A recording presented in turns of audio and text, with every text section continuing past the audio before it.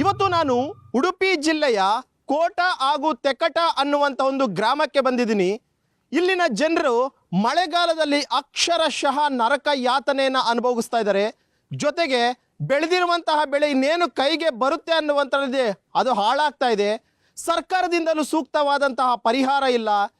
ಇರುವಂತಹ ಜಮೀನು ಮತ್ತು ಬೆಳೆ ಎಲ್ಲವೂ ಕೂಡ ಅಷ್ಟೇ ಕೆರೆಯಂತಾಗಿರುವಂತಹ ಸ್ಥಿತಿ ನಿರ್ಮಾಣ ಆಗಿದೆ. ಹಾಗಾದರೆ ಹೇಗೆ ಈ ಒಂದು ಸಮಸ್ಯೆಗಳು ಉದ್ಭವ ಆಗ್ತಿದೆ, ಇದಕ್ಕೆ ಪರಿಹಾರ ಇದುವರೆಗೂ ಯಾಕೆ ಕಂಡುಕೊಳ್ಳೋಕೆ ಆಗಿಲ್ಲ ಅನ್ನುವಂಥದ್ರ ಬಗ್ಗೆ ಕೋಟ ಹಾಗೂ ತೆಕ್ಕಟ ಗ್ರಾಮದ ಜನರು ಈಗ ನನ್ನ ಜೊತೆ ಮಾತನಾಡೋಕಿದ್ದಾರೆ. ಅವ್ರನ್ನೂ ಕೂಡ ನಾನು ಮಾತನಾಡಿಸ್ತೀನಿ.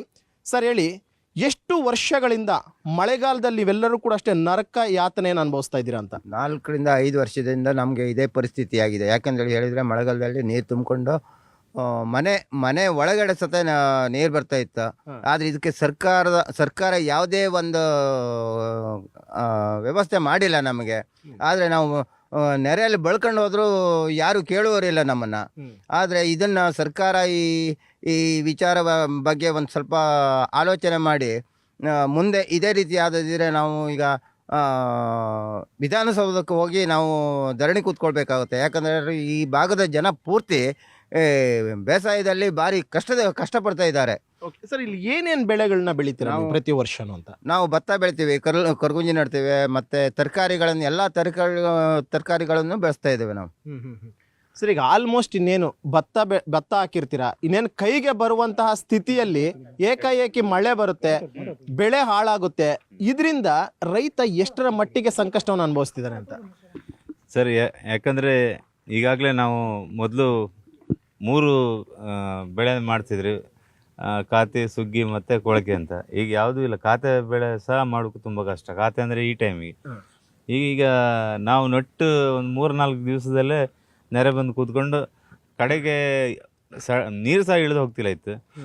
ಆದರೆ ಈ ಸತಿ ಎಂತ ಅಂತ ಹೇಳಿದರೆ, ಈ ಸತಿ ನಮ್ಮ ಕೋಟ ಗ್ರಾಮ ಪಂಚಾಯತ್ ವತಿಯಿಂದ ಹಾಗೆ ನಮ್ಮ ಮಾನ್ಯ ಶಾಸಕರಾದ ಕಿರಣ್ ಕೊಡ್ಗೆ ಅವರ ಒಂದು ಮಾರ್ಗದರ್ಶನ. ಯಾಕಂದರೆ ಈ ಸತಿ ಸರ್ಕಾರದಲ್ಲಿ ಹಣ ಇಲ್ಲ, ಏನೋ 4.25 ಕೋಟಿ ಹಣ ಬಿಡ್ತಾರೆ ಅಂತ ಹೇಳಿದ್ರು, ಬಿಡುಗಡೆ ಮಾಡ್ತಾರೆ ಅಂತ ಹೇಳಿದರೆ. ಆದರೆ ಹಣ ಬರಲಿಲ್ಲ. ಒಂದು ತುರ್ತು ಕಾಮಗಾರಿ ಆದಷ್ಟು ನೀವು ಬೇಗ ಮಾಡಿ ಅಂತ ಹೇಳಿದರೆ, ಅದಕ್ಕೋಸ್ಕರ ಇಡೀ ನಮ್ಮ ತೆಕ್ಕಟ್ಟೆಯಿಂದ ಕೋಟ ಗ್ರಾಮ ಪಂಚಾಯತ್ ವ್ಯಾಪ್ತಿಯಲ್ಲಿ ಒಂದು 7 ಕಿಲೋಮೀಟ್ರ್ ಆಗುತ್ತೆ. ಆ 7 ಕಿಲೋಮೀಟ್ರ್ ವ್ಯಾಪ್ತಿಯ ಜಾಗವನ್ನು ಹೂಳೆಂದರೆ ಮರ ಮತ್ತು ಇದೆಲ್ಲ ಪೂರ ಹೊಳಗೆ ಬಿದ್ದಿದ್ದು. ಅದಕ್ಕೋಸ್ಕರ ನೀರು ಹೋಗ್ತಿಲ್ಲ ಇದು. ಅದಕ್ಕೋಸ್ಕರ ನಾವು ನಮ್ಮ ಗ್ರಾಮ ಪಂಚಾಯತಿಂದ ಕ್ರಿಯೋಜನ ಸ್ವಲ್ಪ ಹಣ ಇಟ್ಟು ನಮ್ಮ ಪಂಚಾಯತ್ನ PD ಅವರು ಹಾಗೂ ಅಧ್ಯಕ್ಷರು ಮತ್ತು ಕೆಲವು ಸದಸ್ಯರೆಲ್ಲ ಒಟ್ಟು ಸೇರಿ ನೀವು ಇದನ್ನು ಮತ್ತು ಈ ಎಲ್ಲ ಒಂದು ಕಾರ್ಯಕ್ಕೆ ನಮ್ಮ ಚೇತನ್ ಕುಮಾರ್ ಶೆಟ್ಟಿ ಅಂದು ಬಿಲ್ಡರ್ಸ್ ಇದ್ದರು. ಅವರೆಲ್ಲ ನಿಮಗೆ 1 ತಿಂಗಳು ನಾನು ಹಿಟಾಚಿ ಕೊಡ್ತೆ, 1 ತಿಂಗಳು ನಾನು ಹಿಟಾಚಿ ಕೊಡ್ತೇನೆ, ಆದರೆ ಡೀಸೆಲ್ ಹಾಕಿ ಮೇಂಟೈನ್ ಮಾಡಿ ಅಂತ ಹೇಳಿದರು. ಅದಕ್ಕೋಸ್ಕರ ಪಂಚಾಯತ್ನವ್ರ ಹತ್ರ ಹೇಳಿಕೊಳ್ಳ ಅವರು ಹೇಳಿದ್ರು, ನಿಮಗೆ ಡೀಸೆಲ್ ಇದ್ದ ಯೋಜನೆ ಹಣ ಇಟ್ಕೊಡ್ತೇವೆ, ಒಂದು ಕೆಲಸ ಮಾಡಿ ಅಂತ. ಹಾಗೆ ನಾವು ಒಂದು 10 ದಿವಸ ಕೆಲಸ ಮಾಡ್ತೀವಿ. ಇನ್ನೊಂದು ಈ ಸತಿ 10 ದಿವಸ ಬೇಗ ಮಳೆ ಬಂತು. ಅದಕ್ಕೆ ಎಲ್ಲಾದರೂ ಕಂಪ್ಲೀಟ್ ಆದಿದ್ರೆ ನೀರು ಸರಾಗವಾಗಿ ಹೋಗ್ತಿತ್ತು. ಆದರೂ ಈ ಕೆಲಸ ಮಾಡೋಕ್ಕೋಸ್ಕರ ಇವತ್ತು ಒಂದು ಮಳೆ ದೊಡ್ಡ ನೆರೆ ಬಂದು 2-3 ದಿವಸದೊಳಗೆ ನೆರೆ ಇಳಿದು ಹೋಗ್ತಿತ್ತು. ಈಗ ಇವ್ರು ಹೇಳ್ತಾ ಇದ್ರು, ಈಗ 10 ದಿನಕ್ಕೆ ಮೊದಲೇ ಈ ಸಲ ಮಳೆ ಆರಂಭ ಆಗಿರೋದ್ರಿಂದ ನಾವು ಹಾಕಿರುವಂಥ ಬೆಳೆ ಎಲ್ಲವೂ ಕೂಡ ಅಷ್ಟೇ ಸಂಪೂರ್ಣವಾಗಿ ಈಗಾಗಲೇ ಹಾಳಾಗಿದೆ ಅಂತ ಹೇಳ್ಬಿಟ್ಟು. ಸುಮಾರು ಎಷ್ಟು ಎಕರೆ ಬೆಳೆ ಇಲ್ಲಿವರೆಗೂ ಹಾಳಾಗಿದೆ ಅಂತ? ಎಷ್ಟು ಎಕರೆ? 1000 ಎಕರೆ ನಮ್ಮ ಕೋಟ ಮತ್ತು ತೆಕ್ಕಡೆ ಗ್ರಾಮ ಪಂಚಾಯತಿಯಲ್ಲಿ ಉಂಟು. ಅದು ನೆರೆಯಿಂದ ನಮಗೆ ತುಂಬ ತೊಂದರೆ, ತುಂಬ ಕೊಳೆದು ಹೋಗಿದೆ. ಅಂದರೆ ಈ ಸಲ ಸ್ವಲ್ಪ ಹೂಳು ತೆಗೆದು ಸ್ವಲ್ಪ ಮಟ್ಟಿಗೆ ಹೂಳು ತೆಗೆದಿದ್ದಾರೆ. ಅದರಿಂದ ಸ್ವಲ್ಪ ನೀರು ಸ್ವಲ್ಪ ಇಳಿದು ಹೋಗಿದೆ. ಅದನ್ನು ಕಂಪ್ಲೀಟ್ ಆಗಿ ನೀರು ಕಂಪ್ಲೀಟ್ ಬಂದ್ ಮಾಡಿ ಹೂಳು ಎತ್ತಿದ್ರೆ ನೆಕ್ಸ್ಟ್ ಇದರಲ್ಲಿ ಯಾವುದು ತೊಂದರೆ ಬರುವುದಿಲ್ಲ, ಸಮಸ್ಯೆ ಯಾರಿಗೆ ಬರುವುದಿಲ್ಲ.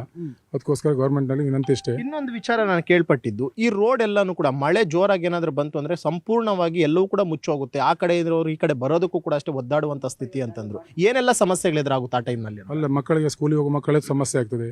ಮತ್ತೆ ಕೃಷಿಕರಿಗೆಲ್ಲ ಆ ಕಡೆ ಈ ಕಡೆ ಹೋಗ್ಲಿ, ಮನೆ ಇದ್ದವರಿಗೆ ಹೋಗ್ಲಿಕ್ಕೆ ಆಗುದಿಲ್ಲ. ಎಲ್ಲ ನೀರು ಬಂದ ಬ್ಲಾಕ್ ಆಗ್ತದೆ ಪೂರ. ದನ ಸುತ್ತಾಡ್ಲಿಕ್ಕೆ ಆಗುದಿಲ್ಲ.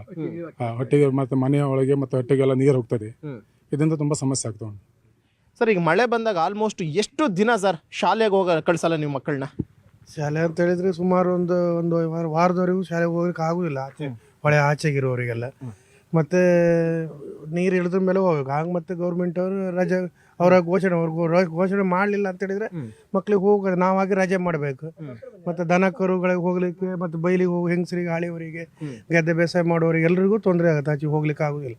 ನೀರೊಂದು ಗೌರ್ಮೆಂಟ್ ಅವರು ಒಂದು ಆದಷ್ಟು ಬೇಗ ಒಂದು ವ್ಯವಸ್ಥೆ ಮಾಡಬೇಕು. ಅವರು ಒಂದು ಹೂಳೆ ಎತ್ತುವ ರೀತಿ ಕರೆಕ್ಟಾದ ಮಾರ್ಗದರ್ಶನ ಮಾಡಿ ಕ್ಲೀನ್ ಮಾಡಿದರೆ ಬರುವ ವರ್ಷದಿಂದ ಜನಗೆ ಒಳ್ಳೇದಾಗ್ಬೋದು ಅನ್ನೋ ಅನಿಸಿಕೆ ಈಗ ಇದು ಒಂದು ಹಳ್ಳ ಇದೆಯಲ್ಲ ಸರ್, ಆ ಹಳ್ಳದಿಂದನೂ ಕೂಡ ನೀರು ನಿಮ್ಮ ಜಮೀನುಗಳ ಮೇಲೆ ಬೀಳುತ್ತಾ ಹೇಗೆ ಅಂತ?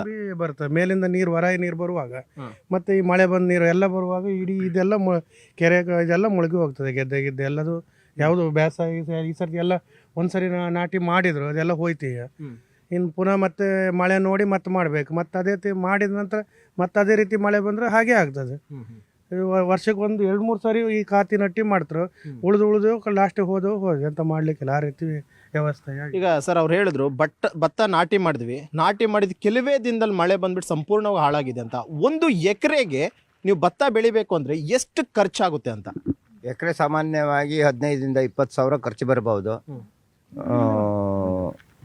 ಇವಾಗ ಅದೇ ನಟ್ಟಿ ಮಾಡಿದ ಕೂಡ ಕೊಳೆದೋಗುತ್ತೆ. ನಮಗೆ ಯಾವುದೇ ಒಂದು ಇನ್ಕಮ್ ಇಲ್ಲ. ಈ ಬೇಸಾಯವನ್ನೇ ನಂಬ್ಕೊಂಡಿದ್ದೇವೆ ನಾವು. ಆದರೆ ಇದ್ರ ಬಗ್ಗೆ ಸರ್ಕಾರ ಯಾವುದೇ ಒಂದು ಕ್ರಮ ತಗೊಳ್ಳೋದಿಲ್ಲ. ನಮ್ಮ ಈ ಹಳ್ಳಿಗರಿಗೆ ಬೇರೆ ವ್ಯವಸ್ಥೆ ಏನು ಸಂಪಾದನೆ ಇರುವುದಿಲ್ಲ. ಇದನ್ನೇ ನಂಬ್ಕೊಂಡಿದ್ದೇವೆ.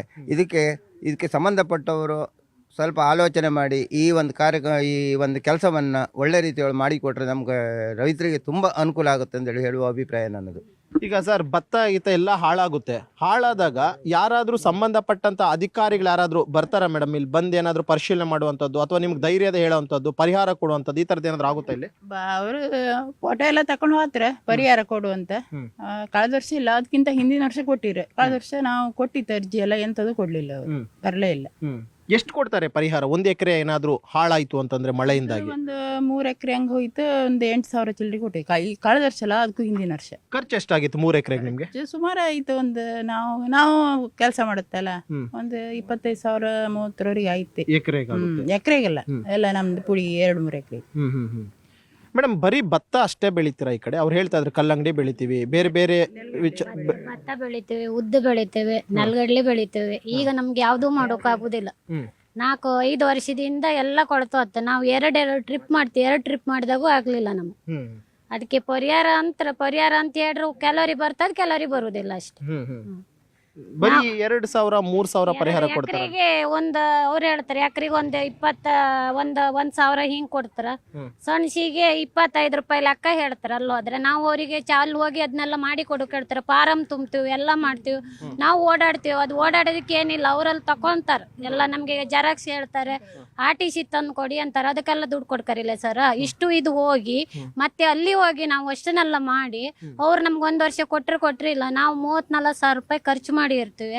ಅದಕ್ಕೆ ಈಗ ನಾವು ಈಗ ಮಾಡೋಕ್ ಆಗುದಿಲ್ಲ. ಇನ್ನು ಅಕ್ಕೇರಿ ಮಾಡ್ರು ಹೋಗ್ತದೆ. ಅಕ್ಕೇರಿ ಮಾಡ್ರ ಮೇಲೆ ಹೋದ್ರ ಮೇಲೂ ನಾವು ಮಾಡಿ ಅಲ್ಲಿ ನೀರು ಇರುವುದಿಲ್ಲ. ನಾವು ಈ ವರ್ಷ ಉದ್ದು ಬೆಳಕು ಆಗಿಲ್ಲ, ಯಾಕಂದ್ರೆ ನಮ್ಗೆ 2 ವರ್ಷ ಹೋಯ್ತು. ಈ ವರ್ಷ 2 ಟ್ರಿಪ್ ಮಾಡೋದು ಹೋಯ್ತು. ಕಳ್ಸರಿ 2ನೇ ಉದ್ದು ಹಾಕತ್ತು ಮಾಡೋಕಿಲ್ಲ. ನಮ್ಗೆ ಬ್ಯಾಸೇನೇ ಇಲ್ಲ. ನಾವು ಅಲ್ಲೂ ಹಾಕಿ ದುಡ್ಡು ಕೊಟ್ಟು ಹಣ ಕೊಟ್ಟು ಅಕ್ಕಿ ತಕ ತಿಂತೀವಿ.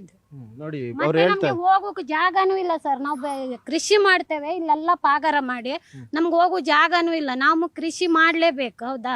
ಕೃಷಿ ಮಾಡೋರಿಗೆ ಹೋಗ್ಕೊಂತಾರ, ಜಾಗನೂ ಇಲ್ಲ ಅಂತ ಹೇಳಿದ್ರೆ ಎಲ್ಲ ಪಾಗಾರ ಮಾಡ್ಕೊಂಡಿದ್ದಾರೆ. ನಾವು ಒಂದು ಹಸುಗೊಂದು ಹುಲ್ ತರ್ಬೇಕಂದ್ರೂ ನಮ್ಗೆ ತರೋಕಾಗುದಿಲ್ಲ. ಅವ್ರು ಹೇಳ್ತಾ ಇದ್ರು ಭತ್ತ ಬೆಳಿತೀವಿ ನಾವೇನು, ಆದ್ರೆ ಭತ್ತ ನಾವು ಕೊಂಡ್ಕೊಂಡು ತಿನ್ನುವಂತ ಸ್ಥಿತಿ ಇವತ್ತು ಎದುರಾಗಿದೆ ಅಂತ ಪರಿಸ್ಥಿತಿ ಆಗಿದೆ. ನಮ್ದು ಹಾಗೆ 2 ವರ್ಷದಿಂದ ಈಗ ಬೇಸಾಯನೇ ಇಲ್ಲ. ಮಾಡಿದ್ದೆಲ್ಲ ಹಾಳಾಗಿ ಹೋಗುತ್ತೆ. ನಿಮ್ದು ಎಷ್ಟು ಎಕರೆ ಇದೆ? ನಮ್ದು 1 ಎಕರೆ ಅಷ್ಟೇ, ಇಲ್ಲ. ಎಷ್ಟು ಖರ್ಚಾಗುತ್ತೆ ಒಂದು ಬೆಳೆಗೆ? 1 ಎಕರೆಗೆ ಒಂದು 15,000 ಖರ್ಚಾಗುತ್ತೆ.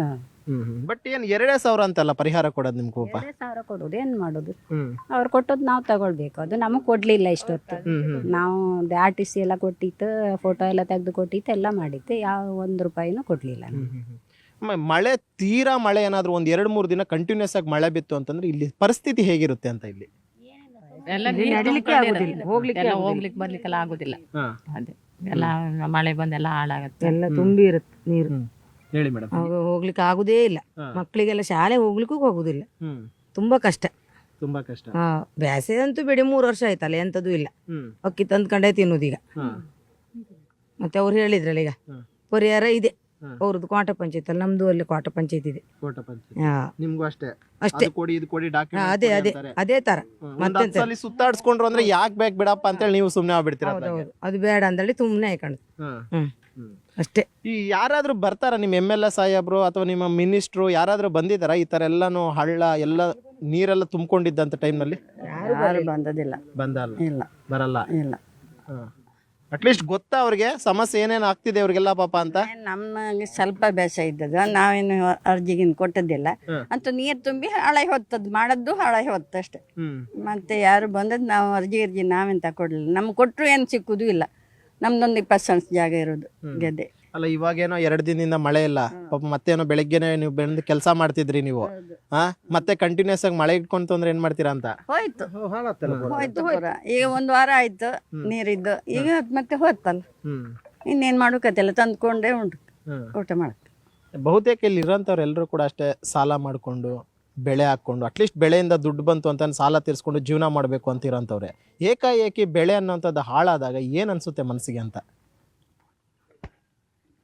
ಇದು ಎಲ್ಲಕ್ಕಿಂತ ದೊಡ್ಡ ಸಮಸ್ಯೆ ಅಂತ ಹೇಳಿದ್ರೆ, ಈ ಮಳೆಗಾಲದ ಮೊದಲು ಒಂದು 5-6 ವರ್ಷ ಹಿಂದೆ ನೀರು ಒಳ್ಳೆ ಶೀತ ಹೋಗ್ತಾ ಇತ್ತು.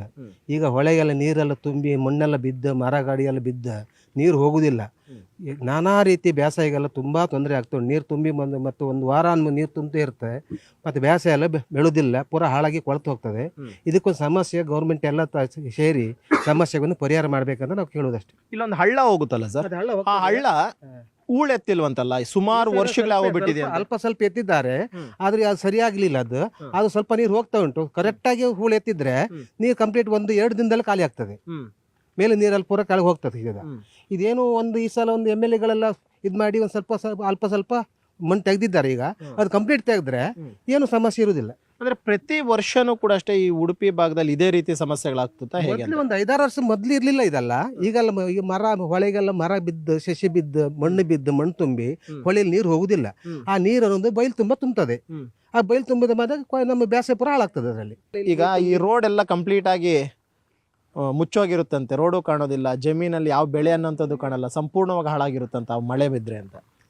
ಈ ಹೂಳೆತ್ತರೆ ತೋಡಿದೆಲ್ಲ ಮರ ಎಲ್ಲ ಇದು ಕ್ಲೀನ್ ಮಾಡ್ರೆ ನೀರು ಕ್ಲೀನ್ ಆಗಿ ಅವ್ರು ಹೇಳ್ದಾಗೆ. ಅಂದ್ರೆ ಅದನ್ನ ಯಾರು ಮಾಡೋರಿಲ್ಲ. ಈ ಸತಿ MLA MP ಅಜಿತ್ ಅಣ್ಣ, ವಸಂತ್ ಗಿಳಿಯರ, ಶ್ರೀನಾಥ್ ಶೆಟ್ಟಿ ಇವರೆಲ್ಲ ಒಂದು ಕೈ ಹಾಕಿ ಇದಕ್ಕೊಂದು ಪರಿಹಾರ ಕಂಡಿಡಿದಿರು. ಅಷ್ಟರೊಳಗೆ ಮಳೆ ಬಂತು, ಇಲ್ದಿದ್ರೆ ಕ್ಲೀನ್ ಮಾಡ್ತಾ ಇದ್ರು. ಈಗ ಅಜಿತ್ ಅಣ್ಣ ಇಲ್ಲಿ, ಶ್ರೀನಾಥ್ ಇಲ್ಲಿ, ವಸಂತ್ ಗಿಳಿಯರು, MLA ಸಹಿತ MP ಸಹಿತ ಭೇಟಿ ನೀಡಿರು. ಎಲ್ಲ ಒಳ್ಳೆ ಕೆಲಸ ಮಾಡುವತ್ತಿ ಮತ್ತೆ ಪುನಃ ಮಳೆ ಬಂತು. ನೆಕ್ಸ್ಟ್ ವರ್ಷ ಅವ್ರು ಪುನಃ ಅದೇ ತರ ಮಾಡಿ ಹೂಳೆತ್ತಿ ಎಲ್ಲ ಕ್ಲೀನ್ ಮಾಡ್ಕೊಂಡು ನಾವು ಹೇಳೋದು. ಯಾರಾದರೂ ಬರ್ತಾರಾ ಸರ್ ಅಟ್ಲೀಸ್ಟ್ ಈ ಕಂಪ್ಲೀಟ್ ಆಗಿ ನೀರು ತುಂಬಿಕೊಂಡಿದ್ದಾಗ ಬಂದು ವೀಕ್ಷಣೆ ಮಾಡೋವಂಥದ್ದು, ಏನಕ್ಕೆ ಸಮಸ್ಯೆ ಆಗ್ತಾ ಇದೆ, ಹೆಂಗೆ ನೀರು ಬರ್ತಿದೆ ಅಂತ ಪರಿಶೀಲನೆ ಮಾಡಿರೋದು ಇದೆಯಾ? ಇಲ್ಲ ಸರ್, ಶಾಸಕರು ಬಂದಿರ ಮತ್ತೆ ಯಾರು ಕೇಳಲಿಲ್ಲ ಎಂತ ಪ್ರಾಬ್ಲಮ್ ಅಂತ. ಏನಾದರೂ ಪಾಡ್ತಿ ಪರಿಹಾರ ಶಾಸಕರೇ ಇದನ್ನ ಮಾಡುವಾಗ ಮಾಡಿದ್ದು, ಉಳೆತ್ತುವಾಗ ಮಾಡಿದ್ದೆ ಶಾಸಕರು. ಅಜಿತ್ ಅಣ್ಣ, ವಸಂತ್ ಗಿಳಿಯರ, ಶ್ರೀನಾಥ್ ಇವರೆಲ್ಲ ನೇತೃತ್ವದಲ್ಲಿ ಅದು ಉಳೆತ್ತುವಾಗ ಮಾಡಿದ. ಮತ್ತೆ ನಮ್ಮ ಸ್ಥಳೀಯ ಪಂಚಾಯತಿನ ಎಲ್ಲ ಸದಸ್ಯರು ಬಂದಿದ್ದಾರೆ. ಕೋಟ ಪಂಚಾಯತ್ ಸದಸ್ಯರು, ತೆಕ್ಕಟ್ಟೆ ಪಂಚಾಯತ್ ಸದಸ್ಯರು ಎಲ್ಲರ ಸಹಕಾರದಿಂದ ಈ ಸತಿ ಆಯ್ತು. ನೆಕ್ಸ್ಟ್ ವರ್ಷ ಅದೇ ರೀತಿ ಪೂರ ಆಯ್ಕಂತ ನಾವು ಹೇಳು. ಅದೇ ಹೂಳು ತೆಗ್ದ್ರೆ ನೀರು ಹೋಗ್ಲಿಕ್ಕೆ ಅಂತ ಪ್ರಾಬ್ಲಮ್ ಇಲ್ಲ. ಅಂದ್ರೆ ಈಚೆ ಕೃಷಿ ಭೂಮಿ ಎಲ್ಲ ಹಾಳಾಗುತ್ತೆ ಮಳೆ ಬಂದ್ರೆ. ಅಂದ್ರೆ ನೀರು ಫುಲ್ ಬ್ಲಾಕ್ ಆಗಿರುತ್ತೆ, ನೀರೇ ಹೋಗುದಿಲ್ಲ. ಅಂದ್ರೆ ಹೊಳೆನೂ ಫುಲ್ ಅಷ್ಟು ಡೀಪ್ ಇಲ್ಲ. ಅದೊಂದು ಹೂಳು ತೆಗ್ದ್ರೆ ಮತ್ತೆ ಪ್ರಾಬ್ಲಮ್ ಎಂತ ಇಲ್ಲ ಅಂತ ಹೇಳುದು. ಮತ್ತೆ ಇಲ್ಲಾಂದ್ರೆ ಮತ್ತೆ ಆಚೆಗೆ ಹೋಗ್ಲಿಕ್ಕೂ ಕಷ್ಟ ಆಗುತ್ತೆ. ಸರ್ ಏನು ಸಮಸ್ಯೆ ಆಗ್ತಿದೆ ಈ ಮಳೆ ನೀರು ಬರೋವಂಥದ್ರಿಂದ ಅನ್ನೋಂಥದ್ದನ್ನ ಎಲ್ಲರೂ ಹೇಳ್ತಿದ್ವಿ. ಇದಕ್ಕೆ ಪರಿಹಾರ ಅಂತ ಬಂದಾಗ ಏನು ಮಾಡಬೇಕು ಅಂತ ಹೇಳುದು, ಪ್ರಥಮವಾಗಿ ಹೇಳುದು ಅಂತ ಹೇಳಿದ್ರೆ, ಹೊಳೆಯನ್ನು ಹೂಳೆತ್ತಿದೆ ಕಂಪ್ಲೀಟ್ ಆಗಿ. ಇಲ್ಲಿ ಮಾಲಡಿಯಿಂದ ಮಾಬುಕಳ ಅಲ್ಲರಿ ಹೊಳೆಯನ್ನು ಹೂಳೆತ್ತಿದ್ರೆ ಎಲ್ಲರ ಸಹಕಾರ ಬೇಕು. ಮತ್ತೆ ಇದ್ರ ಬಗ್ಗೆ ಏನಂತ ಕೇಳಿದ್ರೆ ಯಾರು ನಿಗ್ಲೆಕ್ಟ್ ಮಾಡ್ತಾ ಇದ್ದಾರೆ ಬಹಳ. ಯಾಕಂದ್ರೆ ಕೃಷಿಕನ ಕೇಳುವರೇ ಇಲ್ಲ. ಯಾಕಂದ್ರೆ ಕೃಷಿ ಅಂದ್ರೆ ಒಂಥರ ಸಸ್ತಾರ ಆಗಿಬಿಟ್ಟು ಬೇರೆ ಎಲ್ಲ ಇನ್ವೆಸ್ಟ್ಮೆಂಟ್ ಮಾಡ್ತಾರೆ.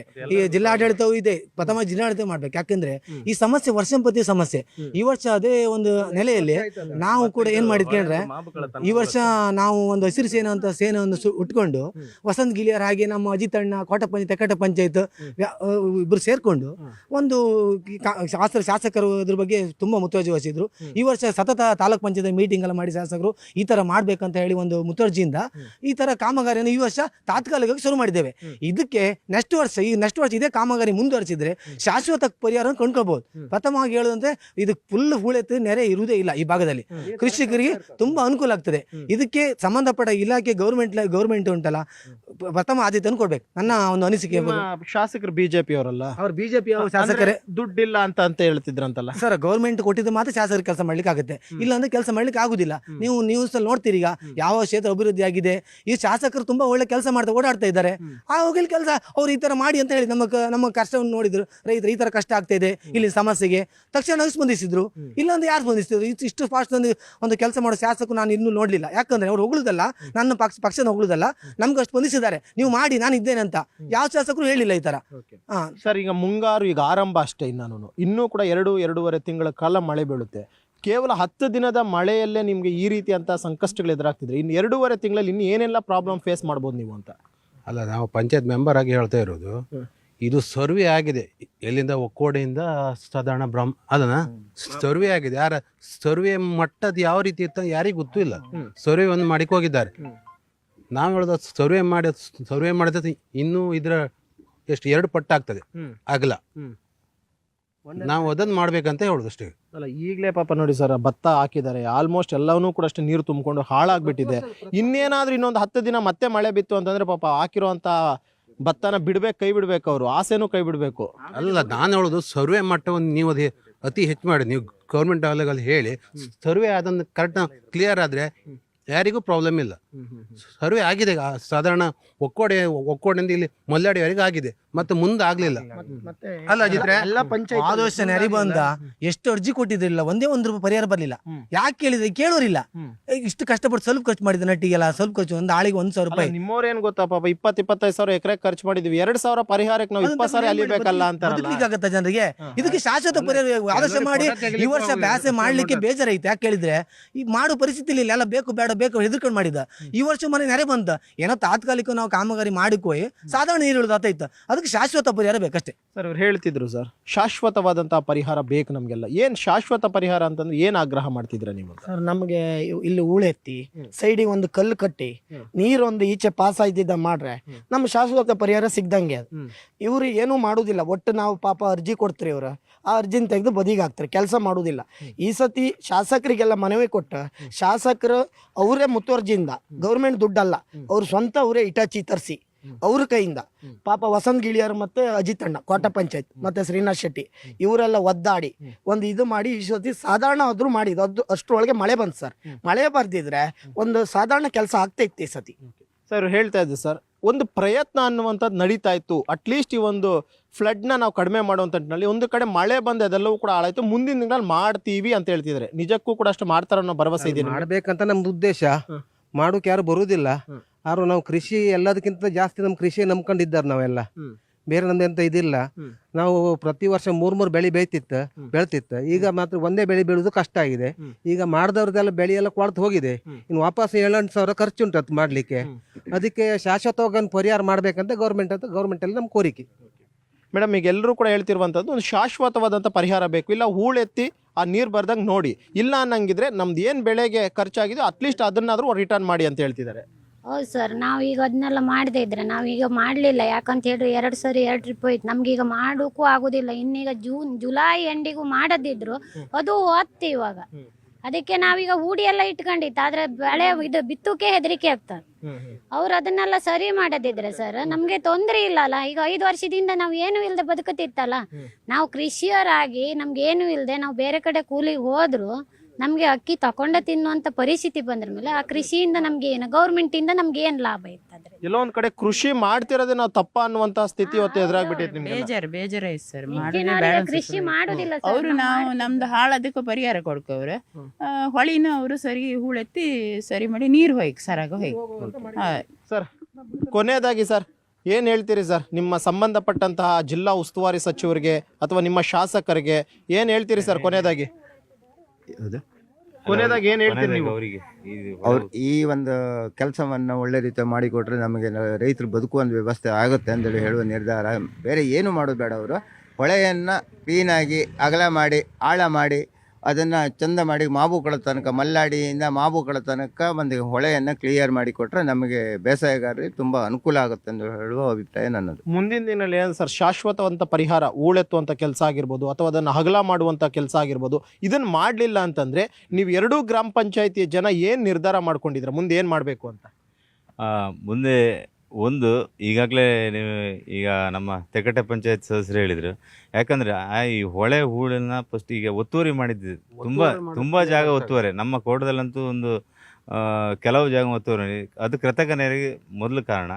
ಹಾಗೆ ಈಗ ಸಾರಿ ಈ ನಮ್ಮ ಒಂದು ಶಾಶ್ವತ ಪರಿಹಾರ ಆಗ್ತದೆ ಅಂತ ಹೇಳಿದರೆ, ಈಗಾಗಲೇ ಹಿಂದೆ ನಾವು 4.5 ಕೋಟಿ ಏನೋ ಸರ್ಕಾರದಿಂದ ಬಿಡುಗಡೆ ಆಗಿದೆ ಅಂತ ಹೇಳಿದರೆ ಅದಾದರೆ ಒಳ್ಳೆಯದು. ಇಲ್ಲದಿದ್ದರೆ ನಾವೆಲ್ಲ ರೈತರು ಒಂದು ದೊಡ್ಡ ಮಟ್ಟದ ಒಂದು ಪ್ರತಿಭಟನೆ ಮಾಡ್ತೇವೆ ಅಂತ ಹೇಳ್ತಾ ಇದನ್ನು ಆದಷ್ಟು ಬೇಗ ಅಂತ ಹೇಳಿದರೆ ನಾವು ಪ್ರತಿ ವರ್ಷ ನಮ್ಗೆ ಎಚ್ಚರಿ ಆಗೋದು ಈ ಮಳೆ ಬಂದ ಗಳಿಗೆ.